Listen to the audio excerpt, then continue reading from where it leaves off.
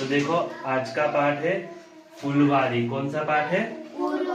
पाठ 11 फुलवारी, है ना। देखो मैं बता देता हूँ कुछ इसके बारे में। जैसे अपना मध्य प्रदेश है ना, उसी प्रकार एक राज्य है उत्तराखंड। कौन सा? उत्तराखंड। उत्तराखंड में एक जगह है जिसको बोलते हैं फूलों की घाटी, है ना। फूलों की घाटी कहाँ पर है? उत्तराखंड में। वहाँ पे बहुत अलग अलग प्रकार के फूल मिलते हैं। क्या मिलते हैं? फूल मिलते हैं, इसलिए उसको बोलते हैं फूलों की घाटी, है ना। और साथ ही वो एक राष्ट्रीय उद्यान भी है। चलो अब अपन इसको शुरू करेंगे। उत्तराखंड में पहाड़ों के